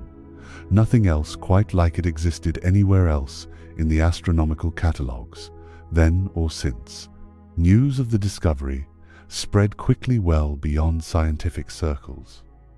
For a brief stretch, this small, unremarkable red star that almost nobody outside professional astronomy had ever heard of became something close to a household name, discussed on television broadcasts and printed across the front pages of newspapers that rarely gave space to astronomy at all. Artists were commissioned to imagine what the view might look like from the surface of one of these worlds. Neighboring planets hanging enormous and close in a dim, reddish sky. Since orbiting so tightly packed together, each planet would appear many times larger in its neighbor's skies than our own moon ever appears in ours. NASA itself leaned into that public fascination, releasing a series of retro-styled travel posters, imagining vacations to each of the 7 worlds, playful nods to a future that remains, for now, purely speculative, but that captured the public imagination in a way few exoplanet discoveries managed to do. Later, more detailed measurements refined the 7 planet sizes and densities further, confirming that all of them are strikingly similar to Earth and to one another in bulk composition, differing mostly in exactly how much rock versus how much water or ice each one likely contains beneath its surface. None of them are gas giants. None of them are anything like Jupiter or Saturn. Every single one is a solid, walkable, rocky world, at least in principle. TRAPPIST 1b and c, the 2 innermost worlds, both come in slightly larger than Earth itself, while several of the outer worlds run somewhat smaller, closer in size to Mars. Despite these modest differences, every planet in the system falls within a remarkably narrow range, none of them dramatically larger or smaller than the others, a family of near siblings circling their star in matching, evenly spaced steps. Detailed density measurements, worked out from each planet's mass and size together, suggest a good number of these worlds may carry substantial water or ice mixed into their composition, in some cases potentially making up a meaningful share of their total mass, far more proportionally than Earth's own oceans represent for our planet. Every single one of these 7 worlds orbits closer to its star than Mercury orbits ours. If you could somehow lift this entire 7-planet system out of its home and set it down in our own solar system in place of Mercury, every last planet, from the innermost to the outermost, would still fit comfortably within Mercury's own orbit, with room left over. Their orbital periods range from roughly a day and a half for the innermost world up to about 19 days for the outermost, meaning a person living on any of these 7 planets could celebrate several birthdays before a single month back home had even finished. Packed this closely together, you might expect chaos, planets tugging and jostling one another until the whole arrangement collapsed or scattered apart. Instead, the 7 worlds of TRAPPIST-1 move together in something close to perfect practiced formation, each planet's orbital period locked into a simple whole number ratio with its neighbors, the way a well-rehearsed marching band keeps every row landing its next step in exact time with the row ahead of it, no matter how tightly packed the formation gets. Every time the innermost planet completes 8 full laps around the star, the next one out completes almost exactly 5. Every time that second planet completes 5 laps, the third completes 3. The pattern repeats outward, planet after planet, an 8-planet deep chain of matching rhythms that has apparently held steady for billions of years without ever falling out of step. Astronomers call this kind of arrangement an orbital resonance chain, and finding one this long, stretching across all 7 planets simultaneously and this precisely, is exceptionally rare. Most young planetary systems that form this way eventually get knocked out of step, nudged by a passing star, a late arriving comet, or simply the slow accumulation of small gravitational tugs over millions of years. Astronomers have identified other resonant chains among the thousands of known planetary systems, but none stretching across all 7 planets at once with this same precision, making TRAPPIST-1 something of a singular laboratory for understanding how planetary systems can settle into such long-lasting order in the first place. That TRAPPIST-1 7 worlds have kept their shared rhythm intact for something close to 7.5 billion years suggests the entire system settled into a genuinely stable configuration very early on and has simply had no reason to fall out of step since. Other ultra-cool dwarf stars have since been found to carry planets of their own, but none carry anywhere near 7 confirmed worlds, and none show anything like this same precise, unbroken resonant chain. Whatever unusual conditions allowed this particular system to form and settle so completely, they do not appear to be the norm, even among other stars of exactly the same type. That same resonant chain turned out to be scientifically useful in an unexpected way, because each planet's gravity subtly tugs on its neighbors, very slightly speeding up or slowing down exactly when each one crosses in front of the star. Careful measurement of those tiny timing shifts allowed astronomers to calculate each planet's mass with real precision, without needing to rely on the wobble-watching technique described earlier in this video at all. It is a rare case where a system's inherent complexity, all 7 worlds constantly tugging on one another, actually made the astronomer's job considerably easier rather than harder. Current thinking among planetary scientists suggests these 7 worlds did not necessarily form exactly where we find them today. The outermost planets, in particular, likely condensed originally from a disk of gas and dust rich in ices, farther from the star's heat, before gradually spiraling inward over millions of years to their present tightly packed arrangement. If that picture holds, the outer worlds may have arrived at their current orbits already carrying substantial amounts of water and other frozen material, a very different starting inventory than whatever the scorched, innermost worlds ever had the chance to hold on to. That same tight, resonant dance likely does more than just keep the system stable, too. Squeezed by the gravity of their close neighbors as they orbit, several of these worlds may experience significant tidal flexing.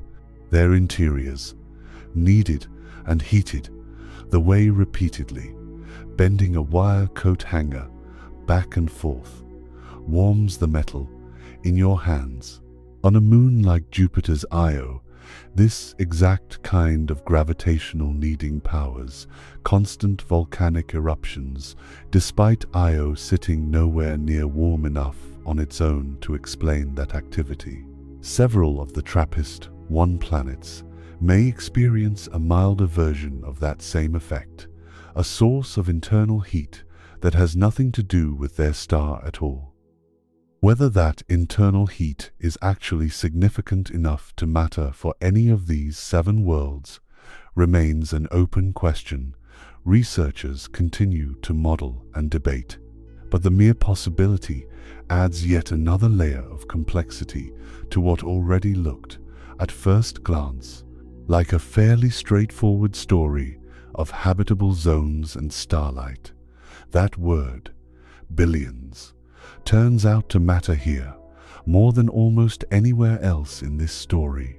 TRAPPIST-1 itself is remarkably old, considerably older, in fact, than our own daytime star. Determining the age of a star this small and dim is considerably harder than doing the same for a star like our own Sun, since these tiny stars change so slowly and subtly over billions of years that the usual telltale signs are far more difficult to read. Astronomers had to lean on several different lines of evidence at once. How quickly the star moves through the galaxy compared to its neighbors, since older stars tend to have picked up more speed over the eons. The particular mix of elements visible in its faint light, and how often, and how violently, it still flares, since younger stars of this type tend to erupt far more often than older, more settled ones. Combining all 3 lines of evidence is a bit like determining a tree's age without being able to count its rings directly, relying instead on its height, the thickness of its bark, and how it has weathered against the wind. Careful analysis along these lines points to an age of roughly 7.5 billion years, with some estimates ranging as high as nearly 10 billion. Our own Sun, by comparison, is only about 4.5 billion years old. TRAPPIST-1 was already a mature, settled star, its 7 planets already locked into their present rhythm, roughly 3 billion years before the Earth itself had even finished forming. That age cuts 2 entirely different ways for the planets circling it, and both deserve equal weight.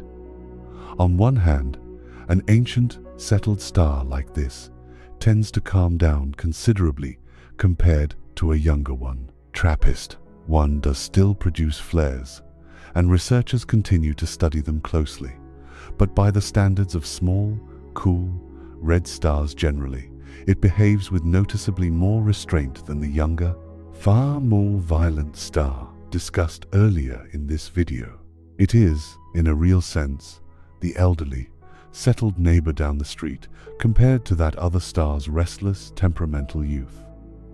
Even a settled, elderly star like this, one still produces occasional flares of its own. However, and researchers continue monitoring them closely, since even modest, infrequent outbursts, repeated across 7.5 billion years, can add up to a considerable cumulative dose, the way a slow, steady drip can eventually wear a groove into solid stone, given enough patient centuries to work. On the other hand, 7.5 billion years is an extraordinarily long time to sit bathed in any amount of stellar radiation, however modest, especially for the innermost worlds sitting closest to the star's glow. Whatever these planets started with, atmosphere, water, anything volatile enough to boil or drift away, has now had roughly 3 times as long as Earth has even existed to slowly leak away into space. Of the 7 planets in this system, 3 sit widely agreed to fall within the habitable zone, the band of distance where a rocky world could, in principle, hold liquid water on its surface, and a 4th sits right at that zone's warmer inner edge. 3 more worlds circle farther out, cold enough that any water they carry would need to exist as ice rather than as a liquid ocean, at least on the surface. That single fact, 3 or 4 genuinely promising candidates in one system rather than just one uncertain candidate circling a single star, is precisely why this particular family of planets has drawn such intense, sustained scientific attention ever since its discovery. Unlike the single, solitary world discussed earlier in this video, a 7-planet family offers something a lone candidate simply cannot: multiple independent chances, each one either failing or succeeding on its own separate terms, rather than one solitary roll of the dice. No exoplanet system in the sky has absorbed more careful study time from the James Webb Space Telescope than this one. Astronomers have poured more than 400 hours of the telescope's extraordinarily limited and expensive observing schedule into these 7 worlds since the telescope began operating, an enormous, almost improbable investment for what is, from a purely visual standpoint, still just a small, unremarkable red dot. No other rocky exoplanet system anywhere in the sky has received anything close to this level of sustained observation. Most newly discovered rocky worlds are lucky to receive a single observing run before astronomers move on to other targets, competing for the same oversubscribed telescope time. TRAPPIST-1's 7 planets, by contrast, have been returned to again and again, year after year, a testament to just how rare and valuable a system this compact and this favorably arranged actually is. One astronomer not directly involved in the research, reflecting on just how much attention the system has received, called it a goldmine, and the reasoning behind that description is not hard to follow. A transiting planet blocks a share of its star's light proportional to how large the planet is compared to the star itself. Earth, crossing in front of our own enormous sun, blocks a barely measurable sliver of its light, a signal so faint it would be essentially impossible to detect from many light years away. An Earth-sized planet crossing in front of a star as small and dim as TRAPPIST. One, though, blocks a signal roughly 70 times larger by comparison, an enormous practical advantage for astronomers straining to tease out the faintest of details. Every one of the 7 planets happens to cross directly in front of its star, as seen from Earth, an alignment that, unlike the situation described earlier in this video, allows astronomers to use every tool built for this kind of work. Finding even one small, rocky planet that happens to cross directly in front of its star from our exact vantage point is a matter of considerable luck, since the geometry has to align almost perfectly for a transit to be visible from Earth at all. Finding 7 such planets around the very same star, all conveniently aligned this way at once, borders on the statistically remarkable and is a significant part of why this system has proven so uniquely valuable to study. Studying an atmosphere this faint requires starlight itself as the tool.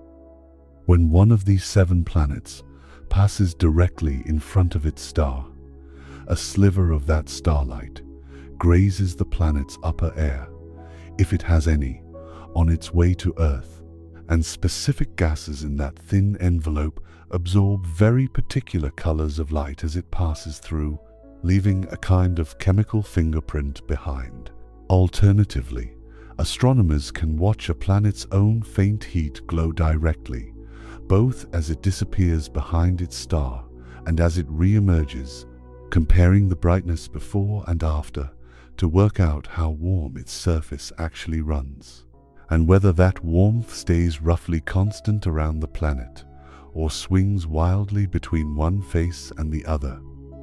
Both techniques demand extraordinarily sensitive instruments, exactly the kind the James Webb Space Telescope was built to carry, and exactly the kind that make its observing time so relentlessly oversubscribed, booked out months and years in advance the way a small, beloved diner might be booked solid every single seating during its busiest holiday week. Dozens of researchers across multiple continents have contributed to this ongoing effort, an international collaboration built around a single shared question, spanning far more people and far more institutions than the original 2017 discovery paper ever involved. Each new observation adds another small piece to an increasingly detailed picture, refined gradually, publication by publication, rather than settled all at once.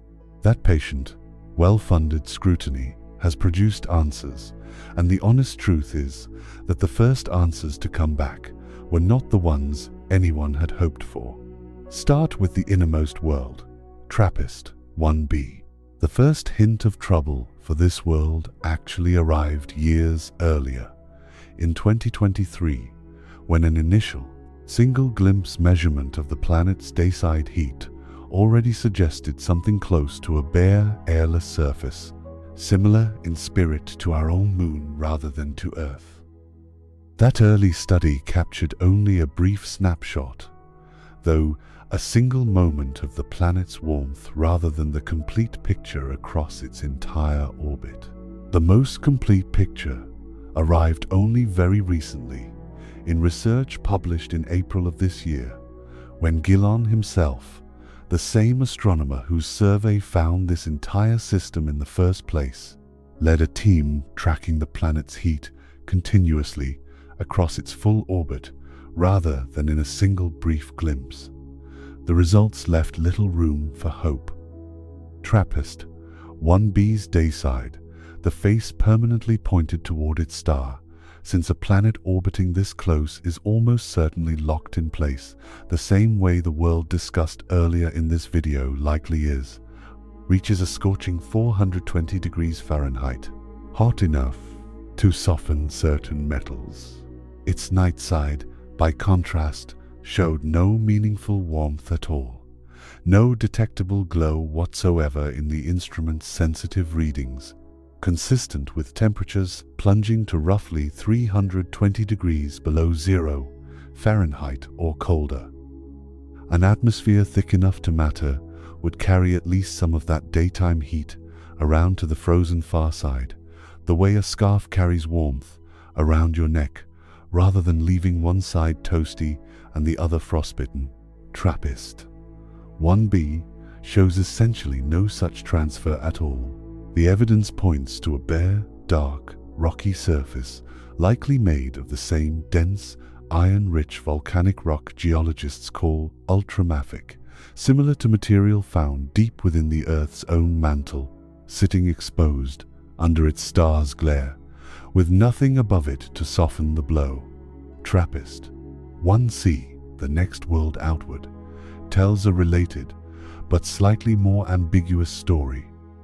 Here, too, the recent full orbit measurement built on an earlier foundation.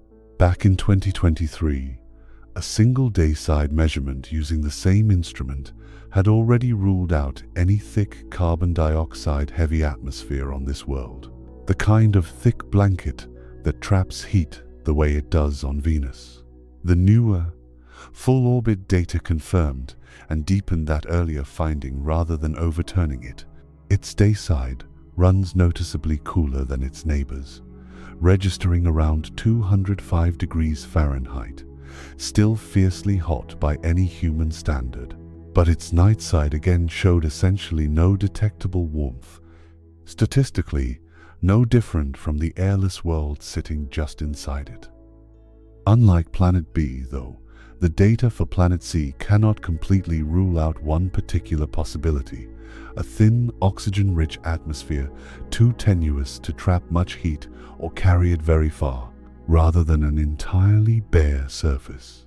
The alternative explanation, a planet with no air at all, but a lighter, more reflective surface than its neighbor's darker rock, remains equally plausible given the current data. Either way, whatever atmosphere TRAPPIST 1c might be clinging to, if any, is far too thin to behave anything like the thick, life-sustaining blanket wrapped around our own Earth. Then comes TRAPPIST 1d, sitting right at the warm inner edge of the system's habitable zone, and for years the subject of particular hope, since its distance from the star, at least theoretically, allowed for a genuinely temperate world. Researchers pointed the telescope's spectrograph, an instrument called NIRSpec that splits starlight into an extraordinarily fine rainbow of individual colors, at the planet during two separate transits, watching starlight filter through whatever surrounded it on its way to Earth, searching specifically for the telltale fingerprints of water vapor, methane, and carbon dioxide, the same gases that would announce themselves clearly in a similar study of our own Earth. They found none of them, not a trace of any of the three. The lead researcher on that study put the disappointment plainly, saying that for now, this particular world has to be crossed off any list of potential Earth twins or cousins. Exactly why the signal came back empty remains genuinely uncertain, and each of the three remaining explanations carries its own logic. A thin Mars-like atmosphere would have escaped detection simply because there was not enough of it to leave a strong enough fingerprint in the starlight, similar in spirit to the thin, wispy air clinging to Mars, discussed earlier in this video. A Venus-like blanket of high clouds would hide whatever gases lie underneath by reflecting light before it ever penetrated deep enough to be absorbed, the way Venus hides its entire surface behind an unbroken blanket of its own. Or the planet might simply be a bare, sun-baked rock with nothing surrounding it at all, showing no gas signatures for the simple reason that none exist to find. Researchers are careful to note that any of these three explanations remains genuinely possible, and further observation will be needed before the question can be considered settled either way. Taken together, these three worlds, the innermost trio of this remarkable seven-planet family, paint a sobering picture. Despite orbiting a star considerably calmer than the one discussed earlier in this video, these planets have spent something close to 7.5 billion years, nearly twice the entire age of the Earth, sitting exposed to even a modest, steady trickle of stellar radiation and particles. Modest trickles, given enough time, apparently add up to the same basic outcome as occasional violent storms. A surface stripped bare, an atmosphere thinned to almost nothing, or vanished entirely. The underlying mechanism echoes something already discussed earlier in this video regarding Mars, a planet that lost its own atmosphere gradually over billions of years once its protective magnetic field shut down.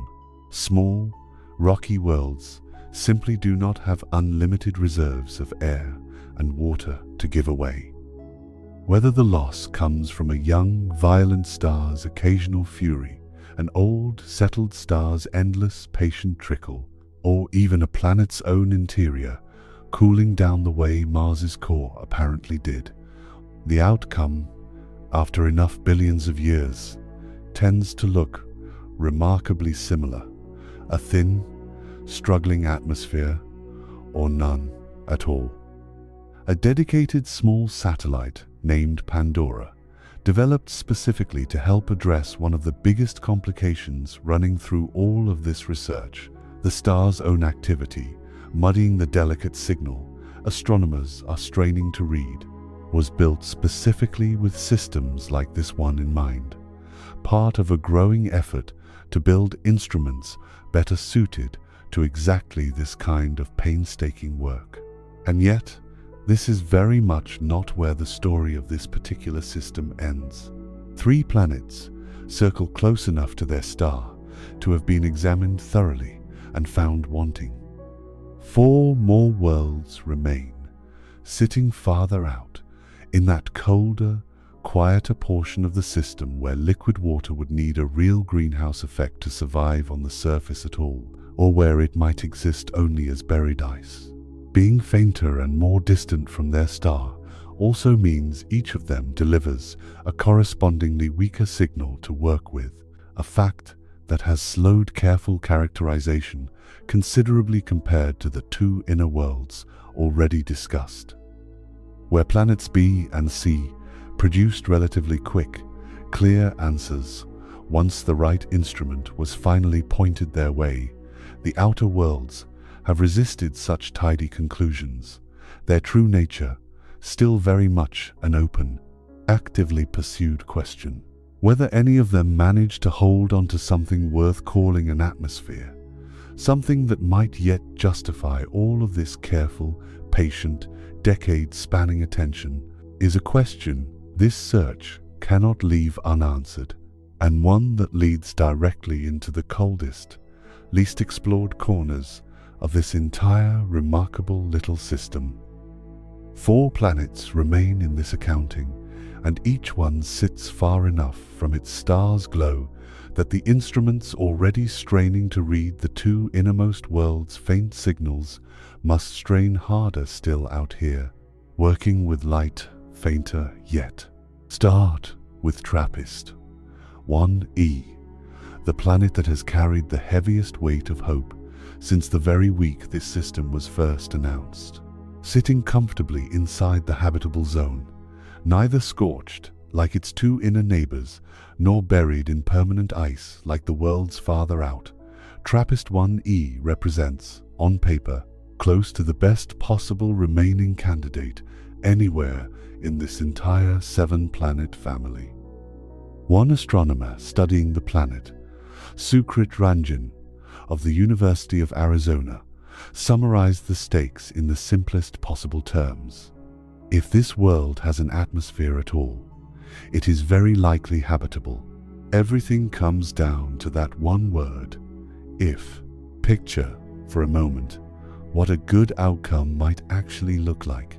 a rocky surface warmed just enough by a dim, deep red star hanging permanently in one part of the sky, since a planet orbiting this close almost certainly keeps one face turned toward its star. A thin, breathable envelope of air overhead, thick enough to scatter that star's red light into something resembling a dusky twilight glow across the entire sky, day and night alike. It is, admittedly, a picture built entirely from hope rather than confirmed evidence, but it is exactly the kind of picture that has kept researchers returning to this one small, patient world year after year.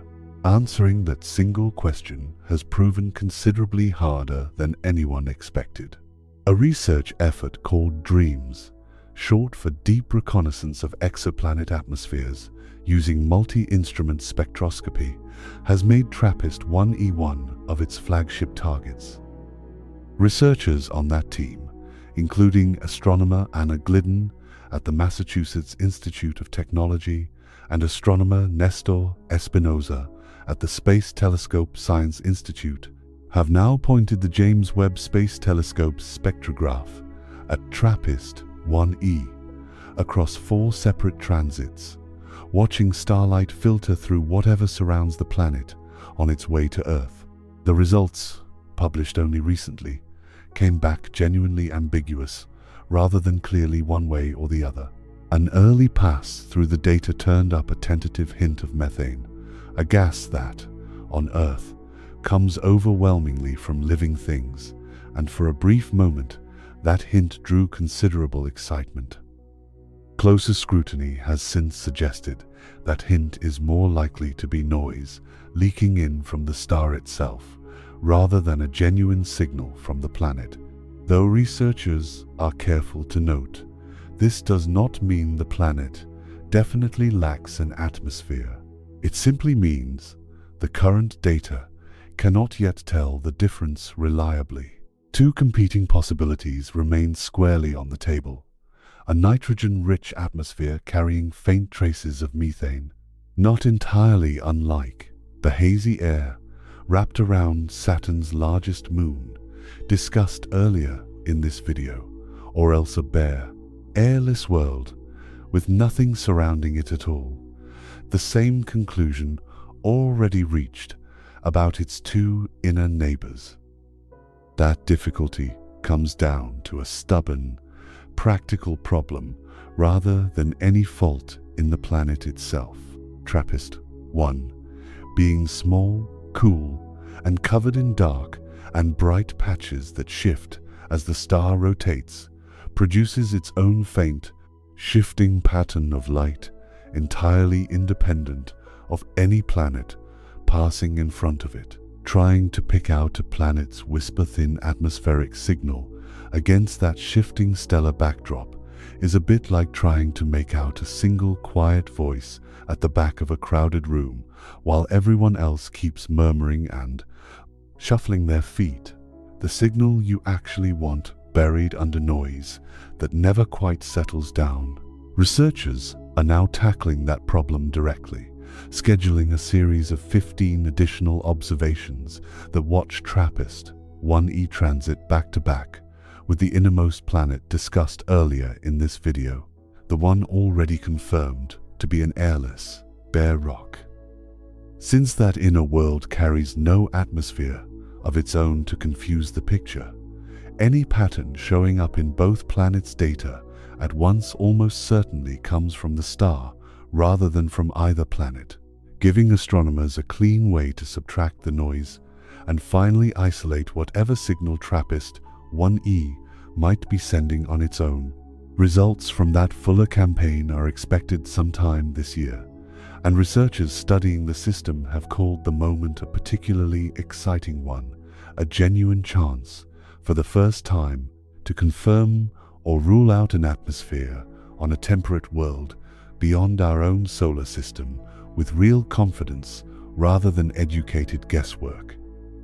A confirmed atmosphere here would represent the very first such confirmation for any rocky world beyond our own solar system, a genuine milestone regardless of which way the final answer lands, and would let researchers begin doing something never yet possible for a planet this size circling another star, actually studying its climate and its clouds, rather than simply confirming that air exists there at all. A confirmed absence would matter almost as much, narrowing considerably where astronomers ought to spend their limited observing time searching next. The stakes reach well beyond this one star. 2 small, cool, red dwarf stars make up the overwhelming majority of all stars scattered across the galaxy, a fact already discussed earlier in this video, and TRAPPIST. 1e stands as one of the very first realistic tests of whether temperate, Earth-sized planets circling that kind of star can hold on to air at all. Whatever the answer turns out to be here, it will shape how hopefully or how cautiously astronomers approach every other small red star still waiting to be examined this closely. Until those results arrive, TRAPPIST 1e remains exactly what it has been since its discovery, a planet sitting in precisely the right place, at precisely the right temperature, that might be holding onto precisely the right kind of air, or might not be. No one currently knows which. The very notion of a habitable zone, the idea that any given star carries its own particular band of comfortable distance, only entered serious scientific use in the middle of the 20th century, decades before anyone had the tools to actually find a single planet beyond our own solar system to test the idea against. For most of that time, the concept remained a purely theoretical exercise, numbers worked out on paper with no real planet available anywhere to check them against. Tonight's search, and the 8 worlds gathered up across it, represents that old theoretical exercise finally being tested against real, measured data, one patient transit at a time. Whichever way the results for this particular world eventually break, the DREAMS program itself will not simply close up shop and move on. The same careful technique being refined here, watching a temperate world transit alongside a confirmed airless neighbor to isolate stellar noise from planetary signal, stands to become a standard tool for examining temperate worlds around other small, red stars throughout the galaxy, wherever a similarly convenient, airless neighbor happens to be available for comparison. A single answer about one planet, in other words, may end up teaching astronomers how to more reliably answer the same question about dozens of other worlds still waiting their turn. Farther out still sit 3 more worlds: TRAPPIST 1F, TRAPPIST 1G, and TRAPPIST 1H, each one somewhat smaller than Earth, closer in overall size to Mars, and each one considerably colder than anything discussed so far tonight. Here the picture grows even hazier, though not necessarily less hopeful. TRAPPIST 1E itself takes just over 6 days to complete one full orbit. TRAPPIST 1F takes roughly 9 days, TRAPPIST 1G roughly 12, and TRAPPIST 1H, the outermost of the entire family, takes close to 19 days to circle its star, even once. Each additional day of orbital period means fewer chances to catch a transit within any given stretch of observing time, since a slower moving planet simply passes in front of its star less often. The innermost planet in this system completes an orbit in roughly a day and a half, handing researchers a fresh transit to study every few days. Where the 2 innermost planets have each been caught transiting dozens of times over the years since the system's discovery, simply by virtue of how quickly they lap their star, the outer 3 worlds offer only a handful of comparable opportunities across that same stretch of years. Patience in this particular corner of astronomy is not a virtue so much as it is simply the only option available. What research has managed to piece together so far points towards something genuinely different from anything discussed elsewhere in this system. Scientists arrive at these interior models the same patient way. They work out so much else in this field by comparing a planet's measured mass against its measured size and seeing how the resulting density stacks up against pure rock on one end of the scale and pure ice or water on the other. A planet noticeably lighter than solid rock of the same size. The way these three appear to be likely carries a meaningful fraction of lighter material, water or ice, mixed somewhere into its bulk, whether as a thick outer shell, a buried ocean, or both together. Recent modeling built along these lines suggests TRAPPIST-1F and TRAPPIST-1G most likely carry a fairly thin shell of surface ice wrapped around a shallow ocean of liquid water underneath, kept from freezing solid by heat welling up from within the planet itself, rather than from any warmth reaching them from their star. Picture a farm pond in the dead of a northern winter, its surface frozen hard enough to walk across, while the water beneath keeps moving quietly the entire season, insulated from the bitter cold above by nothing more than that solid cap of ice. TRAPPIST-1F and G may work on a similar principle, just considerably colder, considerably darker, and considerably larger in scale.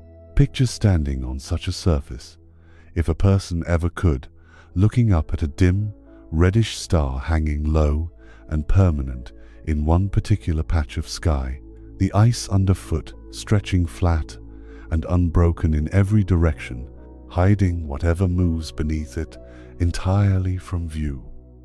TRAPPIST-1H, the outermost and coldest of the entire family, appears from this same modeling to carry a noticeably thicker shell of ice, its buried ocean, if one exists at all, sitting correspondingly deeper and further insulated from any chance of reaching the surface. This possibility connects these three distant worlds to a family of icy moons already familiar from elsewhere in this very story. Positioned nearly 1 million miles from Earth, far beyond the orbit of our own moon, the James Webb Space Telescope unfolds its gold-coated mirror segments like the petals of some enormous mechanical flower, shielded from the sun's own heat by a sunshield roughly the size of a tennis court, cold enough in its own permanent shadow to detect the faint infrared warmth radiating off a planet 40 light-years distant. Every measurement described across the search for these outer worlds passes through that same remarkable, sunlit, yet shadowed instrument, patiently gathering photons that left TRAPPIST-1 decades before this particular observation ever began. Worlds like these would behave less like a second Earth, with open water and sky, and more like the frozen moons of the outer solar system discussed earlier in this video. Oceans sealed away beneath a solid roof, rather than lapping openly beneath open air. Researchers studying TRAPPIST-1F in particular have suggested that if this planet's interior does churn enough to drive volcanic activity through its ice, cracks or vents releasing plumes of water vapor might be detectable with careful, patient observation, perhaps within another 20 or so transits of continued watching. Nobody has yet caught such a plume in the act. Confirming any of this directly will likely fall to instruments not yet finished being built. The James Webb Space Telescope can measure a transiting planet's rough temperature and hunt for the chemical signatures of gases in transmitted starlight, but confirming a subsurface ocean specifically, sealed away beneath miles of ice with no direct atmospheric signal to read, may require entirely different tools, possibly including future radar-equipped missions similar in spirit to those already probing the icy moons of Jupiter and Saturn discussed earlier in this video. The possibility remains, for now, exactly that, a possibility, one more promising thread among several still being pulled on at once, and one that will likely take considerably longer than the more pressing question hanging over TRAPPIST 1e to settle either way. Taken as a whole, then, here is where this careful, patient, years-long search has actually left us. Consider, for a moment, the full distance this particular search has traveled to arrive at this point. It began with the ordinary, permanent-seeming comfort of an evening on Earth, and with the quiet, distant mathematics of a sun that will not stay exactly this generous forever. It ruled out Mars, thin and cold and stripped of its own magnetic shield. It ruled out Titan, locked into an entirely different chemistry too far from any star's warmth to matter. It walked through the nearest star beyond our own, tempting simply for how close it sits, only to find a planet possibly scorched clean by its own restless sun. And it followed one patient astronomer's survey of small, overlooked stars all the way out to a quiet, ancient red dwarf and the 7 remarkable worlds circling it. Of those 7 planets, 3 sitting closest to the star's glow have been examined thoroughly and found to be bare, sun-baked rock, or something very close to it, their atmospheres, if they ever had any worth the name, stripped away over roughly 7.5 billion patient years. A 4th, sitting right in the heart of the system's habitable zone, remains a genuine open question, its fate expected to be settled, one way or the other, within the coming months. 3 more, farther out and colder, may carry not open oceans under welcoming skies, but sealed, buried water, locked beneath ice, a different and considerably stranger kind of habitability than anyone first imagined when this system made headlines years ago. Set against that, recall the single planet circling the nearest star discussed earlier in this video, a lone candidate orbiting a young, restless star, prone to flares, far more violent than anything TRAPPIST, one's elderly, settled temperament, produces, a planet that cannot even be watched, crossing its own star from Earth's vantage point, leaving its atmosphere, if it exists at all, essentially unmeasurable by any tool currently available. Add the numbers up plainly, without dressing them up as anything more than they are. Picture it laid out as simply as a household ledger. On one side of the page, a single line. One planet, one star, one set of odds that cannot currently be checked at all. On the other side, 7 lines, each one a separate entry. 3 already marked failed, 1 marked pending with an answer expected soon, 3 more marked uncertain but genuinely still in play. 7 lines beat 1 line, even when several of those 7 lines have already been crossed out, simply because a crossed-out line still tells you something useful, while an unreadable line tells you nothing at all. A ledger like that does not pretend the crossed-out lines never happened, or that the pending line is guaranteed to come back favorable. It simply insists on counting honestly, all the way through, rather than stopping the count the moment the numbers stop being comfortable. That difference, more chances weighed against better odds, even at 10 times the distance, is the entire, unglamorous case for choosing the farther star over the nearer one. This is not the same as saying TRAPPIST. One is definitely humanity's answer, or that Proxima Centauri is definitely worthless. Both statements would overreach considerably beyond what tonight's evidence actually supports. It is simply the more modest, more honest claim that, right now, with everything currently known and currently measurable, the farther, stranger star offers the better supported bet, and that new data or an unexpected discovery at either system could always shift that balance again. It is a case built on arithmetic and on patience, and on which set of long odds seems worth continuing to study most closely. It is worth remembering, too, that every piece of this puzzle traces back to a decision made by one patient astronomer, choosing, all those years ago, to point an unglamorous 2-foot telescope at stars nobody else thought were worth the trouble.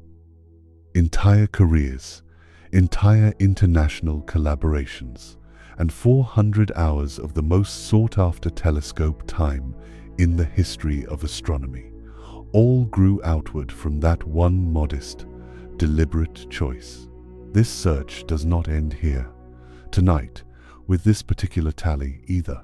Researchers will keep watching TRAPPIST, one's 7 worlds, for years to come, refining today's tentative answers into tomorrow's firmer ones.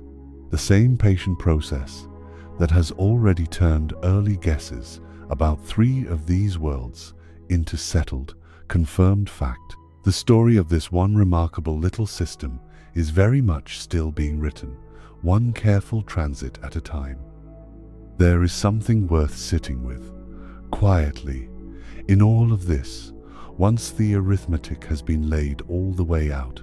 Between one star, 4 light-years away, and another sitting 10 times farther out, between 8 planets studied this closely, this patiently, by some of the most sensitive instruments human beings have ever built. Not one has been confirmed to carry a thick, breathable atmosphere wrapped around an open, liquid ocean beneath a calm and steady sky. Not one.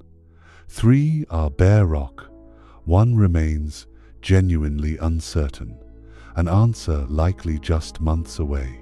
3 more may hide their water away under ice, thick enough to seal it off from any sky at all. And the 8th sits so exposed to its own star's temper that serious scientists remain divided over whether anything could survive there at all. 8 worlds examined this carefully, and not a single confirmed yes among them. For nearly the entire history of human civilization, every single generation that ever wondered whether other worlds might be livable had absolutely no way of checking. The question could be asked, turned over, argued about across centuries, but never actually tested against real evidence. That changed only very recently, within the working lifetime of people listening to this right now. Once instruments finally became sensitive enough to read a planet's atmosphere from many light years away, rather than simply guess at it. Tonight's honest, if unglamorous, tally, 0 confirmed livable worlds out of the 8 now examined this closely, is not a failure of the search. It is the search finally working, exactly as intended, for the first time in human history. It is worth asking, plainly, what all of this careful counting was actually checking for in the first place, since the answer to that question turns out to matter considerably more than any single planet's individual fate. A careful inspector walking through a house before a sale checks the same handful of things every single time, regardless of the house, because those particular things are what separate a house from a ruin. A roof that holds, a foundation that has not shifted, pipes that carry water where it is supposed to go rather than where it is not. Skip any one of those checks, and the house might look perfectly fine to a passing glance, while still being fundamentally unlivable underneath. The same turns out to be true, exactly, for a planet. This search has been doing something quite similar, walking through world after world checking the same handful of things every single time. A magnetic field strong enough to turn aside whatever a star throws outward, the same invisible shield that paints slow curtains of light across a clear night sky, rather than letting that same energy strip a planet bare. Every world examined tonight that lacked this shield, or whose shield remains genuinely in doubt, ended up either stripped bare already or hanging in uncertainty because of it. A star calm enough or far enough away that its ordinary temper does not slowly cook away whatever air a planet manages to hold on to, whether through sudden violence or patient, billion-year persistence. Every world examined tonight, sitting close enough to a temperamental star, whether young and violent or simply ancient and patient, showed the same slow signature of loss, an atmosphere thick enough to carry warmth from a sunlit day around to the coldest, darkest night, rather than leaving one face scorched and the other frozen with nothing moving in between. Every world confirmed airless tonight showed exactly this signature: a blistering day and a frozen night with nothing in between to even out the difference. And beneath all of that, an ocean, open to the sky, neither boiled away by a star grown too bright, nor sealed forever beneath a shell of ice too thick for any light to reach. Every world discussed tonight that might still carry water at all keeps that water hidden, either boiled away, never detected, or locked beneath a roof of ice thick enough to seal it off from the sky entirely. Every single one of those conditions, checked one at a time, patiently, across 2 different stars and 8 different worlds, came back either failed, uncertain, or fundamentally different from what was being searched for.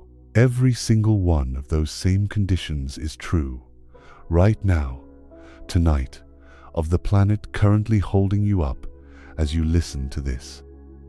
The magnetic field discussed earlier in this video is still down there, quietly deflecting whatever the sun throws this way, still painting quiet curtains of light near the poles, rather than letting anything strip this planet bare.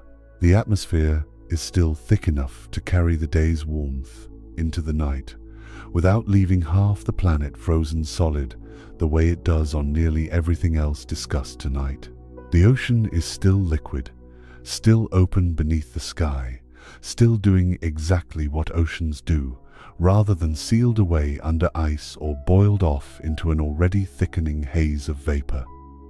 And the star, responsible for all of it, however slowly it continues to brighten with each passing age, is not currently flaring, not currently stripping anything away, not currently doing anything at all except the same quiet, steady work it has done for 4.5 billion years running.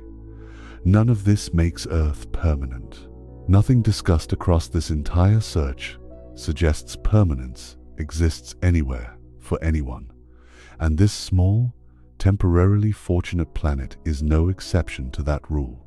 Its own clock is already running, counted out earlier in this video in careful, unhurried detail, a clock that will not stop simply because tonight's search came up empty everywhere else it looked. But permanence was never really the question worth asking tonight. The real question was always narrower, and considerably more useful, among everywhere astronomers have managed to look closely enough to check. How rare is a world that currently has all 4 of these things at once, working together right now, tonight? The honest answer, built from everything gathered across 2 stars and 8 worlds, is rare enough that not one other confirmed example exists anywhere close enough to study in this kind of detail. Not nearby, not yet. Perhaps, given enough patience and enough billions of years of searching still ahead, that answer changes. Perhaps TRAPPIST-1e turns out to be exactly the kind of world this whole search has been hoping for, or one of its icier, more distant siblings surprises everyone entirely. Tonight, though, working only from what has actually been confirmed, rather than what might yet be hoped for, the count still stands at 1. That is not a reason for alarm, and it was never meant to be one. It is simply a reason to notice, clearly and without exaggeration, exactly what has not yet been lost. Every family that has ever sat on a porch on an ordinary summer evening, the kind described at the very start of tonight's search, was sitting, without ever needing to know it, inside the rarest kind of house, so far confirmed to exist anywhere within reach of human instruments. That does not make the evening more fragile than it already was. If anything, it makes it worth noticing all over again.